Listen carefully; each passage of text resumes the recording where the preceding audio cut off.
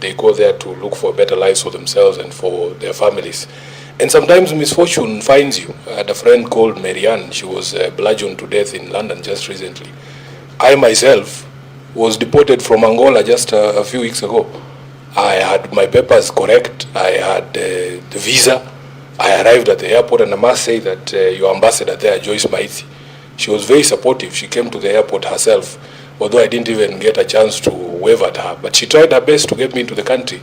So sometimes people run into problems, not of their own making.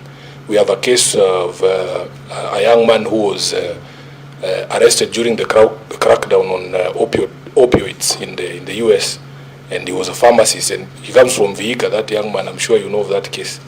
And all we want is that when things go wrong like that, there has to be some legal support from your country.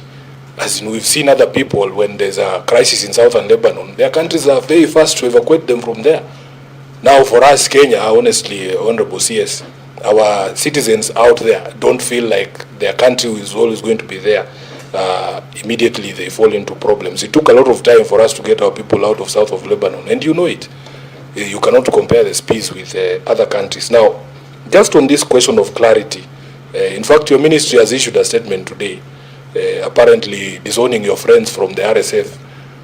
Honorable CS, whereas it is wrong for us as Kenyans to go to other countries and commit crimes, why do we allow other people to commit crimes in our jurisdiction? The question of the RSF holding a meeting in the heart of the city here at KICC, claiming to be forming a parallel government, that's not something that should happen. It's similar to what you allowed to happen with M23. And then people who are just here for, they have come to visit us, like my friends Besije. Those are the ones you go for quickly and return them to Uganda. It doesn't present a very good picture on what we are as a people. We should be a safe haven. We should not allow people who are involved in conflict in their own countries to be holding press conferences here. I doubt that I would finish a press conference speaking in Uganda, for instance, about forming a parallel government anywhere else. So that clarity is also something that we want to hear from you. When did these RSF people stop being our friends? I've seen you have abandoned them today. I think what I want to say is that Kenya's role in mediation and peacekeeping is not new. It's historical. And we can go back to moments when Jomo Kenyatta was the one bringing different factions of Angola to Kenya, and in fact their peace process started in Nakuru. So I really feel sad that you got that kind of treatment. But we'll try and understand the circumstances through diplomatic channels as to why you had to undergo that particular misfortune. Now, Kenya helps to provide a platform for various countries for people to talk. South Sudan, they have different factions. They have many peace efforts taking place in Nairobi.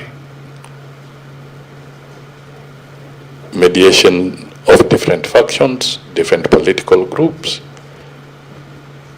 And Kenya has always offered that opportunity. In fact, you will recall that South Sudan began its journey here in Nairobi by different factions coming here and talking until they got their independence. When we look at the DRC,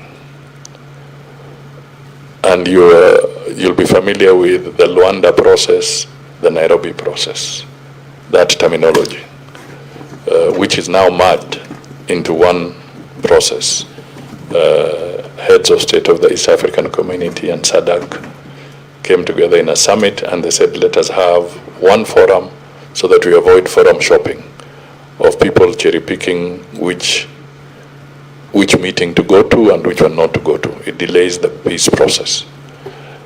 you will find that the Luanda process was designed to led by the president of Angola, to broker the peace process between DRC and Rwanda, to bring dialogue between the two states, interstate. Then President Uhuru is leading the Nairobi process, which was to bring inter-Congolese dialogue, including the M23. So all the various factions in DRC, they fall under the Nairobi process. And these are processes acknowledged and recognized by the African Union. So Kenya talking to these people was not in breach. In fact, they will have to talk, because we are seeing interventions which are good. Anything that calls for ceasefire and we manage to achieve ceasefire, whether it is coming from the Middle East or whether it's coming from other quarters, is okay. But the long-term sustainability of the DRC will require deeper dialogue to go to the root causes. And this deeper dialogue will have to bring together a conversation of all these parties, M23 included. And that has been Kenya's position. It was not about interfering with another country. We don't even have a common border in between. So there's no way we can have any direct intervention that is that is inimical to those other countries. The same thing holds for the RSF. We have made it very